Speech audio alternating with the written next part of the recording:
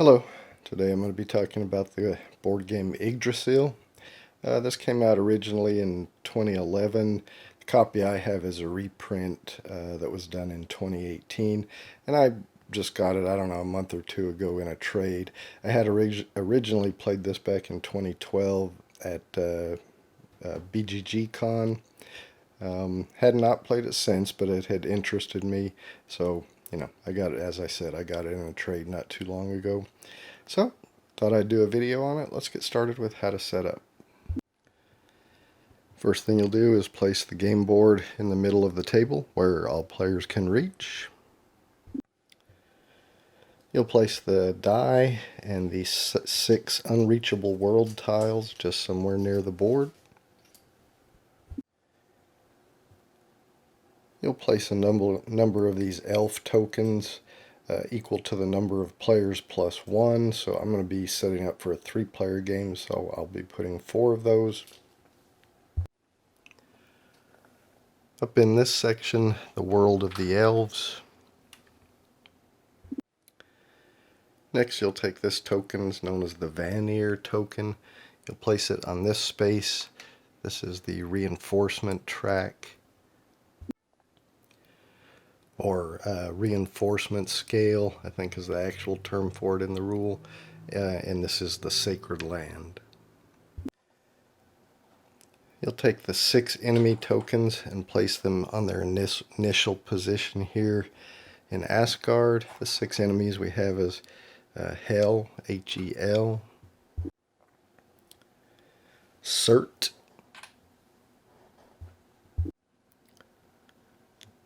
Jormungand, Loki,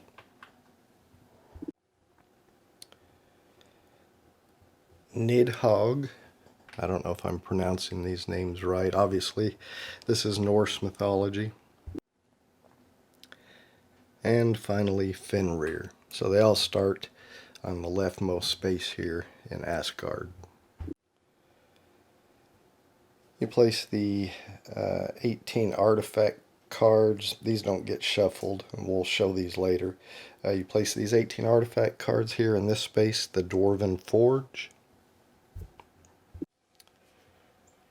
You take the cards with this back. These are the giant cards. You will shuffle those, and you'll place them face down in this space, which is the Ice Fortress. You'll take the Valkyrie's standee and place it here on the Rainbow Bridge in the Midgard section of the board.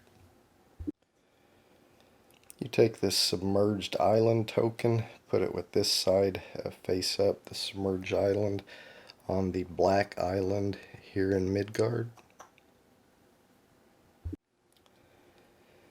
You take 12 of these Fire Giant tokens and place them here in the Kingdom of Fire.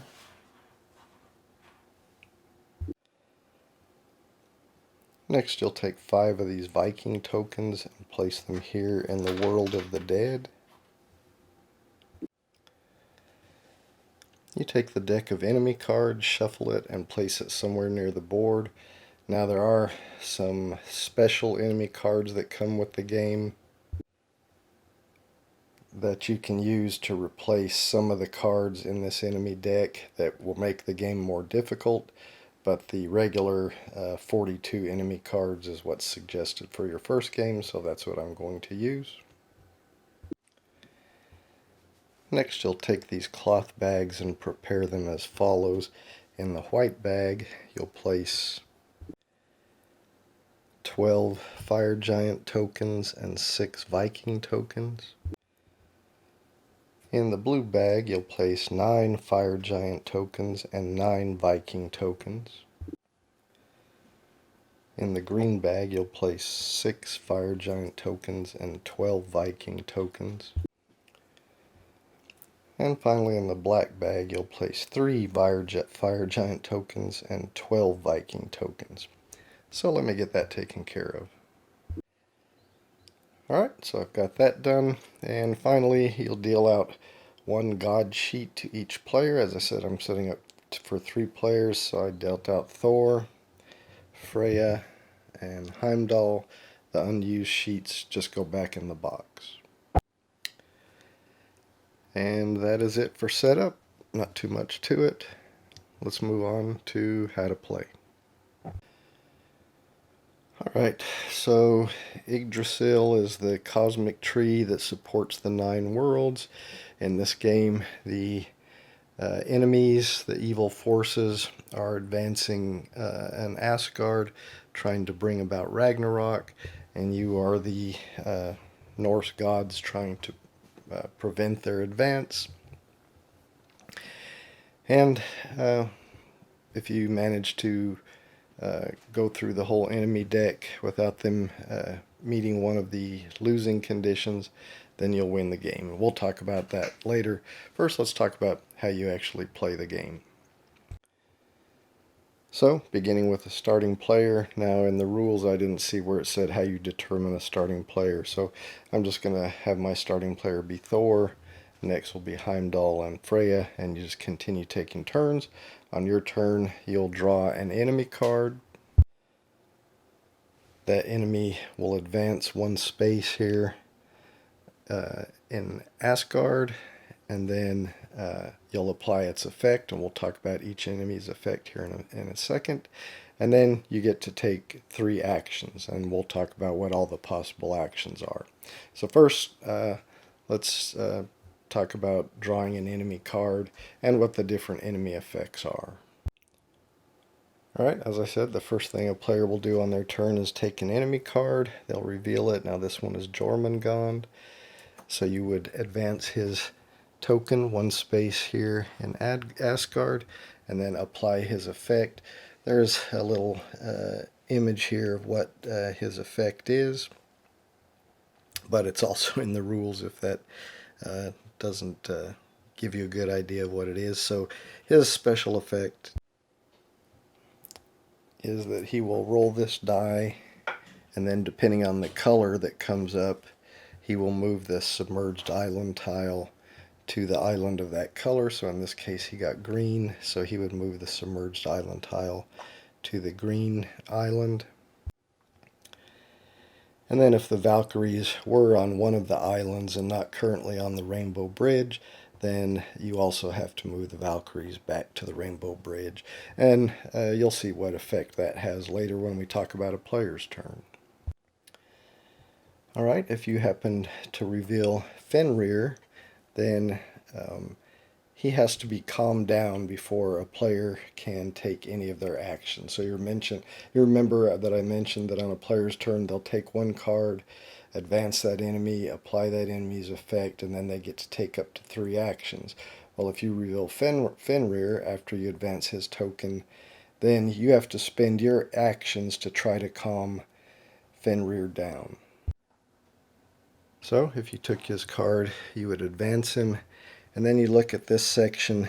Depending on how far he's advanced, in these 2 spaces you have an effect with a power of 1. In these 2 spaces you have an effect with a power of 2. You can tell that by these little markings, lightning bolts.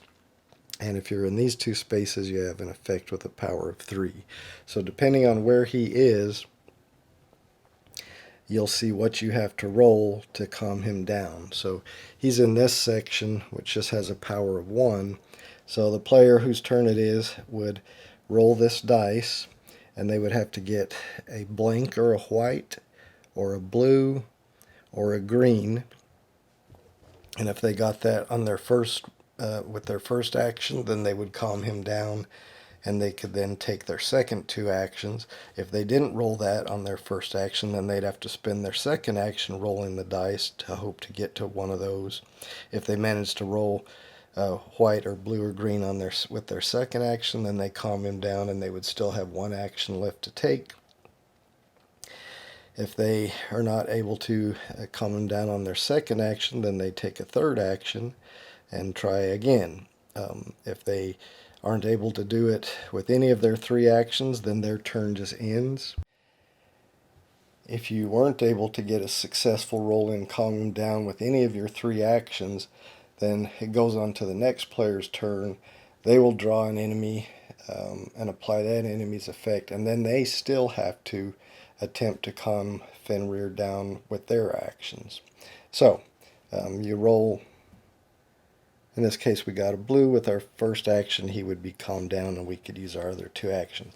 But the further along he is on the track, the less options you have of possible abilities to roll to calm him down. So if he's in the section in Asgard that has two lightning bolts, then only a white or a blue will calm him down. And if he's in the section with three lightning bolts, then only a white will calm him down. Alright, if you happen to reveal a Loki card, then of course you would advance Loki. And then, depending on which section in Asgard he is in, either the section with one power effect, two power effect, or three power effect, you'll reveal that many giant cards and place them face up on the side of the board. And these giants cause effects that restrict things that the actions that the players can do. So, for instance, here, Loki is in a section with a power of 1, so he would just reveal one giant card. And you look at this icon here. And this means while this giant is in play until he's defeated, and we'll talk more about how you defeat the giants later, every god's individual power is cancelled. So you'll notice each one of these gods, Thor's power gives him a +1 in combat. Freya has a different power, and Heimdall has a different power, and we'll talk about what those are more later. But if this giant was in play, then none of the gods can use their individual powers until he's defeated. So Loki, depending on where he is on the track when he's taken, he draws a number of giant cards and reveals them. And as I said, they each have something that will restrict or strengthen the enemies in some way. And we'll see that more when we go through example turns. If you reveal Hel, then of course he will advance one space. And then again, depending on what section he's in, determines the power of his effect. He will roll the die, and then depending on what color he rolled, he'll take a number of Vikings out of that bag, that color bag that he rolled, and remove them from the game. So in this case, if he rolled a blue, and I keep saying he, but actually this is a she, if she rolled a blue, she would remove, because she's in this section with an effect of 1 power, she would remove 1 Viking from the blue bag, and it would be taken out of the game. If she was in this section, she would remove 2 from whichever color she rolled, and if she was in this section, she would remove 3 from whichever color bag she rolled. If you take a card and it shows Surt, then of course he will advance 1 space. And then again, depending on where he is on the track, it determines the power of his effect. But if he was here in one of these 2 spaces, his power is 1. He would take that many fire giants from the fire kingdom and place them in the bag of the color he rolls. So in this case, he would take 1 fire giant from here and place it in the green bag. If you reveal Nidhogg, of course he will advance 1 space, and then his power is he will pull whichever enemy is furthest back forward 1 space. Now if several enemies, like in this case, are tied for being the furthest back, then the players, the god players, get to choose which one of those enemies will get pulled forward 1 space. And when you move that enemy forward with Nidhogg's power, you do not apply that god's effect when it moves forward. Let's talk a little bit more about what this section and all these numbers mean here. Again, as I mentioned, these are the spaces that the enemies will move forward in Asgard. I mentioned this is the power of their effect. This is their strength when you combat them. So if they're in this section, they have a strength of 5. And we'll talk about combat here shortly. If they're in this section, they have a strength of 6, and if they're in these two spaces, they have a strength of 7. In this last space, they have a strength of 8. But they have no effect here. And then these numbers here are very important. This is the wall of Asgard. If 5 or more of these enemies pass the wall of Asgard, so get into this section, then the players automatically lose. So that's at the end of a player's turn. If at the end of a player's turn 5 or more enemies are past the wall of Asgard, so in this section, then the players immediately lose. If at the end of a player's turn 3 or more enemies have passed the gates of Valhalla here, or the door of Valhalla. So if 3 or more enemies have passed the door of Valhalla and they're in this section, then the players will immediately lose. Or if at the end of a player's turn there's one enemy in Odin's residence here, then the players will lose. Alright, so let's get back to the player's turn. Again, the first thing they'll do is reveal an enemy card, advance that enemy and apply its effect, and then they get to take 3 actions. Alright, one of the possible actions you can take is a Midgard action that's depicted here. You can advance the Valkyries towards an adjacent island, so they start here, so the first move they could make is here, but if later they were here or here, and you take the Midgard action, you could advance either the Valkyries to this island or to the blue island. So again, they can move to one adjacent island, or you can just leave them on the island that they're at, and then you will look for Viking souls depending on which island you were on. So after you've moved the Valkyries to an adjacent island or just left them where they are, then you look at the color of that island and you get to draw 3 tokens from the matching colored bag. So for instance, if you started on the Rainbow Bridge where they start, you move them one adjacent to the white bag, and you grab the white bag, you get to draw 3 tokens out of there without looking. Any Vikings that you draw out, you get to keep on your player sheet or in your player area. Any fire giants that you draw out go back into the bag. If you move the Valkyries on top of a submerged island, then you cannot search the bag that is under that island. So that's just kind of a penalty you get for an island being submerged. If you move on to that island, you don't get to search it.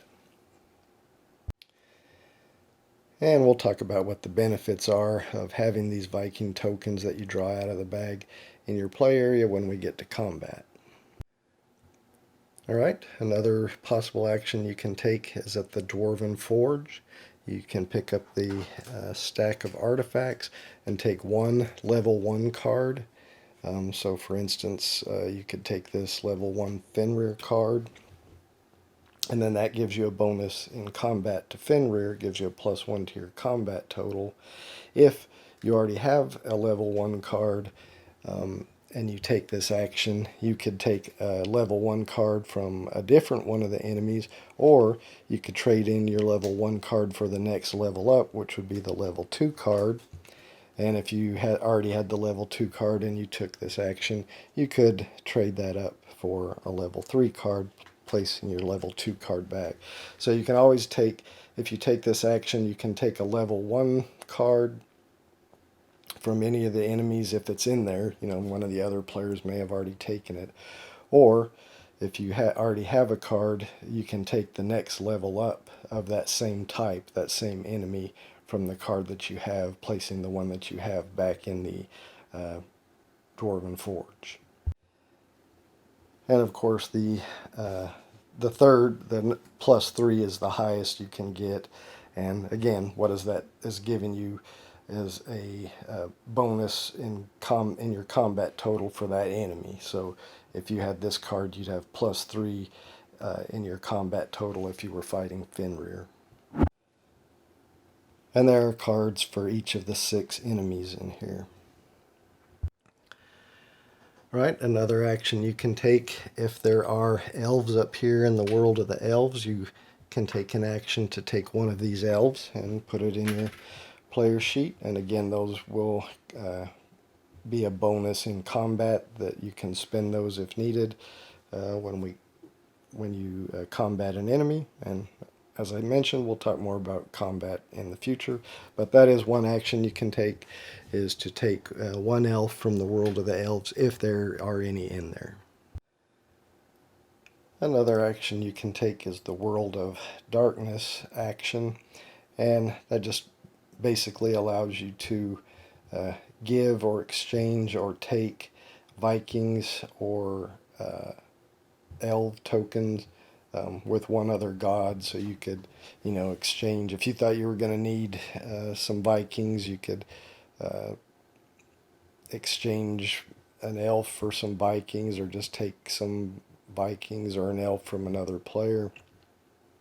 But it's Vikings and elves, and it's only with one other god when you take that action. Another action you can take is the World of the Dead action. So when you take that action, you can take up to 5 Vikings from the World of the Dead, if there is 5 in there. If there's not, you can take as many as there are. If there's more than 5, you can only take 5, and then you can place them in a bag of your choice. Alright, one of the next possible actions that you can take is from the Kingdom of Fire.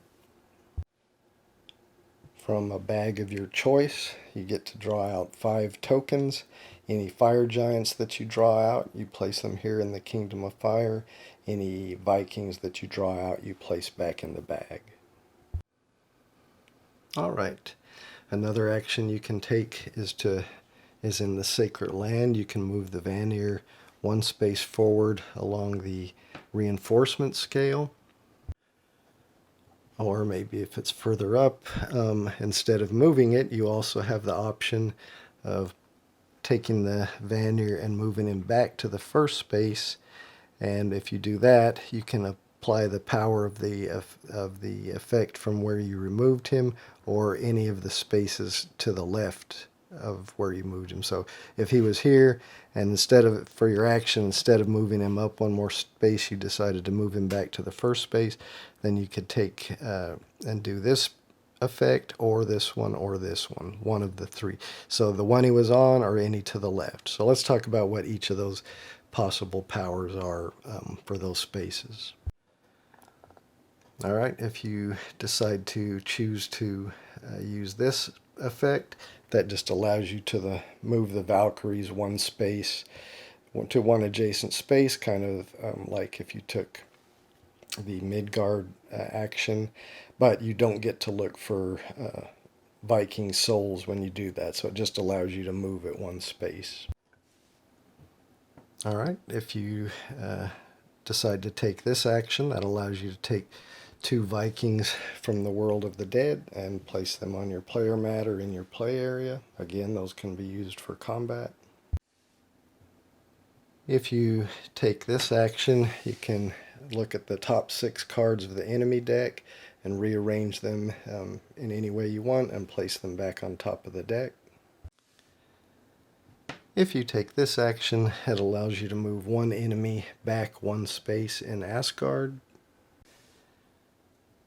And finally, if you take this last action, you get to look through the giant pile deck and discard 1 without actually fighting it, and then reshuffle the remaining cards in the giant deck and place it back on the ice fortress. Alright, let's talk about combat. Maybe say Nidhogg has advanced to here. One of the actions you can take is to combat one of the enemies in Asgard. Alright, so for instance, if you decided to fight Nidhogg, his defense value or strength is 6 because of where he is in Asgard. I believe they actually call that his combat force. So the first thing you can do is, if you have some Vikings In your player area on your player sheet, you can decide to discard a number of those back to the world of the dead, and those will be added to your combat total. So in this case, we'll say 2. I had 2 on my sheet. I put them back in the world of the dead. That's going to give me 2 toward my combat total. Next, you'll roll the die, and then depending on the number of hammer and sword icons, that's 1 icon. You add that to your total, so in this case it would be my 2 Vikings plus I rolled a 1, so I would have a total of 3. Of course, you can roll more. There you can roll 3, you can roll 2, or you can roll nothing. So you add that to the number of your discarded Vikings, so in this case I have a total of 3. I'm fighting Nidhogg. I need a total of 6, so I haven't defeated him at this point. If I had an artifact, I could then add that to my total. So here I had for an artifact for Nidhogg that gives me +1, so now I would have a total of 4, 2 for my Vikings, 1 for my roll, and 1 for my artifact, so that would give me a total of 4. Still not enough to defeat him. At this point, if you have any elves on in your player area or on your player sheet, you can discard a number of elves to add to your strength total. So if Thor had 1 elf, he could discard that back to the world of the elves and add that to his total. So now he has a total of 5. Still not enough, but Thor does have his special power, which gives him +1 in combat, which would now be a total of 6. So if you do meet the combat strength equal or greater to the enemy that you're combating, then you get to move them 1 space back in Asgard. If you do not equal or exceed their combat strength, then they just stay where they are and nothing else happens. So that is an Asgard action, which can be seen here. When you take that action, it's an Asgard action, and you choose one of the enemies in Asgard and combat them. Finally, we have the Ice Fortress action. With the Ice Force action, or Ice Fortress action, you can combat if Loki had gone and maybe there were a couple of giants face up here. You can pick one of the giants that are already face up to combat, or you can just combat the top ice giant card without looking at it. You're just combating the top card on the deck. All the giants have a combat strength of 3, and that works just like if you were combating in Asgard. You can first discard a number of Vikings, then you roll the die. Now there's no artifacts that can add strength to your attack against giants like there are against the enemies in Asgard. But you can also discard elves and so forth. And you only need a total of 3, unless there are some of these giants that they'll add to the combat strength of the giants. And you can see like this one adds to the combat strength of Nidhogg. So if this giant is ever revealed by Loki, then whichever section Nidhogg is in, his combat strength or combat force is increased by 1. And you can mark that by just flipping him over to the other side, and it has that 1 + 1. And all those enemies have that. So there are giants in here that correspond to the enemies that will add to their strength if they're revealed. But again, back to the Ice Fortress action. If you take that action, you get to do a combat against one of the giants that's revealed, or the top one on the deck. If you defeat the giant, then it's just discarded face up somewhere near the board, and whatever effect it was causing is no longer in effect. So if this giant was here and Nidhogg was flipped to his +1 side, and this ice giant was defeated in a combat, then he would be flipped back without his +1, because this effect would no longer be in play.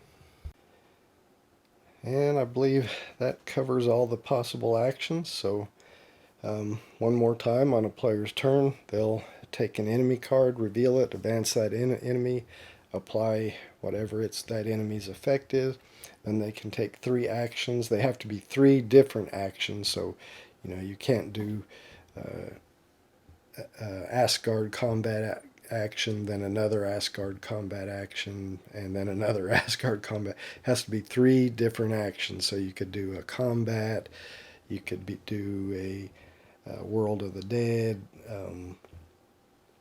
you could do a Midgard action, but 3 different actions. Unless you have a special ability that allows you to do more than one action, which actually one of our gods down here does. So that brings us to the last thing to talk about is the individual powers of the gods and the last possible action that that a player can take that I haven't talked about. So, as I've already mentioned a few times, Thor's personal power is he gets a permanent +1 to combat. Freya's personal power is that she can do 2 of the 3 actions from the same world.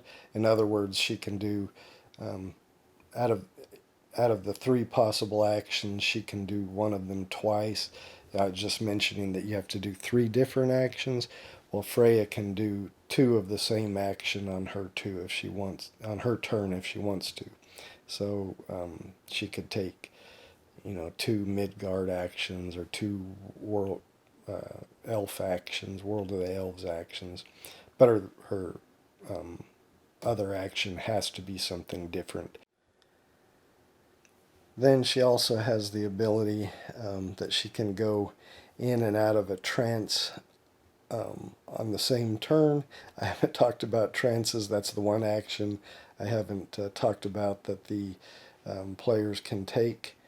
And normally they can only go into a trance on one turn, and then they have to wait for another turn to come out of the trance. But Freya can go in and out of the trance on the same turn for an action. For each one of them, because going into a trance and coming out of a trance is one action. And I'll go back and cover trances in just one second. I want to cover Heimdall's personal power. Normally when you're doing the Midgard action, you can only draw 3 tokens out of the bag and then keep any Vikings and return fire giants to the bag. Heimdall's power is he can pull 4 tokens out of the bag and then keep any Vikings and return any fire giants. Okay, and of course there is 3 other gods that came, at least with this version of the game, and they have their own personal powers, which I'll leave you to read about if you play the game. But now let's talk about going into a trance. So in addition to all the other actions that I've mentioned that the players can take, one other action they can do is to go into a trance. That does take one of their actions. To do that, they flip their sheet over to this darker side, and then it shows their trance power there. As long as a player's god is in a trance, they don't have the use of their personal power that's on the other side of their sheet. They just have their trance power, but all the other players also have the use of their trance power as an action they can take on their turns, as long as that one player is still in a trance. Now, on a future turn, you can come out of the trance for one action. As I mentioned, Freya can spend one action to go into the trance and another action to come out of the trance on one turn, where all the other players can't go in and out of a trance on the same turn. But let's talk about the trance powers, at least for these 3 players. So if Thor goes into a trance, the combat strength of each giant is reduced by 1. And remember, when a god is in a trance, that all the other players benefit from that trance power as well. When Freya's in a trance, then when any of the players do a combat in Asgard and they spend Vikings, Only half of those Vikings rounded down go back to the world of the dead. The other half of the Vikings that they spend for that combat come to Freya. And Heimdall's trance power is the same as his personal power, but since he's in a trance, all the other players get that ability, which is to be able to draw four um, four tokens out of the bag when you're drawing from the bag. When you're looking for souls with the Midgard action.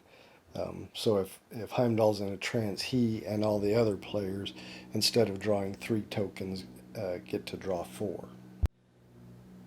Now, the one negative effect about being in a trance that I haven't mentioned yet is that as long as you're in a trance, you cannot take an Asgard action. In other words, your character cannot combat any enemies in Asgard as long as you're in a trance. And that pretty much covers all the rules for Yggdrasil. Again, as I said earlier, the players win if they run out of enemy cards. If it comes to your turn and there's no enemy cards left to flip over and none of the enemy win conditions has occurred, then the players win the game. So it's a cooperative game, obviously. I don't think I've mentioned that, but the players are playing together trying to defeat the enemies, so they win as a group. Or if at any time at the end of a player's turn one of the losing conditions occurs, then all the players lose. And as I mentioned, the losing conditions are 5 or more enemies pass the wall of Asgard, or 3 or more enemies pass the door to Valhalla, or 1 or more enemies is in Odin's residence at the end of any player's turn. All right, I think that covers it, so I'll get set up to how we were right after the setup portion, and then we'll go through a few example turns. All right, so let's do a few example turns. We'll start with Thor, the Thor player. It's his turn. Of course, first thing you'll do is take a enemy card. We got Fenrir, so Fenrir will advance 1 space, and then we have to use our actions to try to calm him down. Because he's here in the first section with only power of 1, Thor can roll a white, blue, or green to calm him, so we'll have him roll. He got a blue, so that was one of his actions to calm Fenrir. Now he has 2 more actions. So we'll have him use one of his actions to go to the Dwarven Forge, and he's going to grab this level 1 Fenrir card. So that's 2 of his actions, 1 to calm Fenrir, 1 to go to the Dwarven Forge. Now he can't go to the Dwarven Forge again. He has to spend them on different things. So for his third and final action, we'll say he's going to come to the world of the elves and take 1 elf token. Alright, that's his 3 actions. Alright, we'll say it's Heimdall's turn. He has to take a card and reveal it. Alright, he got Jormungand, so he will advance 1. And remember, his power is to move the island there, the submerged island, so he'll roll a die. He got white, so it's going to go on the white island there. And then if the Valkyries were somewhere else, he would move them back to the Rainbow Bridge, but that's where they already were. Alright, so now it is Heimdall's turn to take his 3 actions. So we'll say for his first action, he's going to do a Midgard action, and he can move the Valkyries to 1 adjacent space. He'll move them to the submerged island there, but because it's submerged, he cannot search for Viking souls there. So at least he's setting it up for a future turn. Alright, maybe for his second action, he'll come up here to the Sacred Lands and advance the Vanir. And for his third action, let's see, he's going to do the Kingdom of Fire action, so he gets to draw 5 tokens out of the bag of his choice. He's going to draw out of the blue. Any fire giant tokens he grabs go back into the 3, 4, 5. So the fire giant tokens that he grabbed go back into the kingdom of fire there. The Vikings go back into the bag. Alright, so that was his third action. Okay, move on to Freya. She will take a enemy card. She got Hell, so she'll move Hell 1 space forward. So she will move here. Now she's in the level 1 power, so she's going to roll the die and she will take 1 Viking out of that bag and remove it from the game. So she rolls a white, so she'll get the white bag. She's just going to look in here till she finds a Viking. Okay, she gets a Viking and it's permanently removed from the game. Okay, that's Hell's power. Alright, Freya has 3 actions. She's going to take the World of the Dead action, and she'll take 5 Vikings, which that's how many there are in there right now. And she gets to place them in a bag of her choice. She's going to place them in the blue bag. So we'll mix that up real good. Okay, that was her first action. For her second action, she'll take a Midgard action, so she's going to move the Valkyries to the blue island. Now she gets to draw 3 tokens out of the blue bag, and she gets to keep any Vikings that she drew and put back in any fire giants. So 1, 2, we can't look. Let's see. 3. Alright, so she gets 2 Vikings. They come to her sheet. The 1 fire giant goes back in the bag. She still has 1 more action, so we'll say she's going to advance the Vanir up on the reinforcements scale. Alright, that brings us back to Thor. We'll have him reveal. He's going to move Loki up. So Loki moves up 1 space, and remember he now reveals, flips over a number of giants equal to the power of the effect. Oh, sorry, knock that over. So he's in this area, so his effect power is 1, so he'll just reveal 1 giant, which we saw this one before, I think. No, we haven't seen this one. Anyway, so his power is he prevents the gods from taking action in this targeted world, which this one happens to be. You'll see that symbol is the sacred lands. So we'll put 1 of these tokens there on the sacred lands. That's an unreachable world power, so we know that action can't be taken until this guy is defeated. Alright, well, Thor now gets his 3 actions. He's going to use the World of Darkness action. So he can exchange, take, or give Vikings from one of the other gods. He's going to take her 2 Viking tokens. For his second action, he's going to do an Asgard action and fight Fenrir. So his combat force is 5. He's going to spend both of these Vikings, so they go back to the world of the dead. And he's going to roll the dice. He got 2, so added to the 2 Vikings that he already spent, plus 1 from his artifact there, that's 5. That's enough to defeat Fenrir, so Fenrir will move back 1. And we'll just say for his last action, he's going to do an Ice Fortress action. So he's going to try to fight this giant. Now he doesn't have any Vikings, so he's just hoping for a good roll. So we'll roll, see what he gets. He got 2. With his +1 permanent bonus in combat, that's 3. That's all that's needed to defeat a giant. So this guy's defeated. We'll just put him in a discard pile up here. And now this token blocking this action is no longer valid because that giant was defeated, so we'll just put it back. Alright, we'll come to Heimdall. We'll say he is going to, or he's got to take a card. He got Fenrir, so Fenrir will move back up one. So now he's got to try to spend his actions to try to calm him. He's still in the level 1 area, so a white, blue, or green will work. He got a green, so he only had to spend one of his actions to calm Fenrir. That leaves him 2 more actions. I'm going to say he's going to look for an artifact for Loki.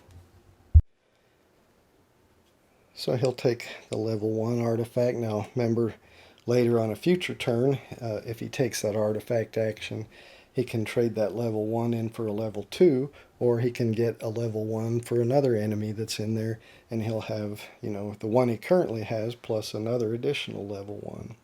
So, alright, so that's one action. And he spent 1 calming Fenrir, so he still has 1 more action. He's going to take the Sacred Land action. He's going to return the Vanir here. Since he was there, he can take this action or this action. He's going to take this one and get 2 Vikings, so he just takes them from the world of the dead, puts them in his play area. That's going to be his 3 actions. Alright, we come to Freya. She's going to flip over a card. This time we got Nidhogg. So he's going to move forward 1, and then his power is to bring the last place guy, so that's Surt forward 1. Alright, she has 3 actions. She's going to spend 1 doing a Midgard action. She's going to draw out of the blue bag.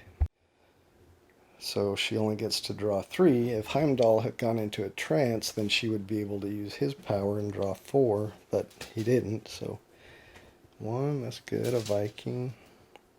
2, 3. Alright, so the fire giant goes back, but she gets the 2 Vikings. She really probably needs to combat somebody in Asgard, but with only 2 Vikings, she doesn't think she has a very good chance. So she's going to take an elf. Alright, and for her last action, she's debating whether she should get an artifact or go ahead and try to combat somebody. She's got 2, 3. She would have to roll at least a 2 to win the combat, which she doesn't think she has a very good chance of doing that. So she's going to bet on the future and instead draw an artifact. Now she couldn't get the level 2 Fenrir because she doesn't have a level 1 to turn in. Only Thor has that. So she's going to, because she doesn't have any level 1s or, to turn in for a 2 or 2s to turn in for a 3, she's got to get a level 1. She'll take this level 1 for Hell. So in the future she can use that as +1 combat against Hell, and of course she could also, next time she takes a Dwarven Forge action, she could turn that in for a level 2.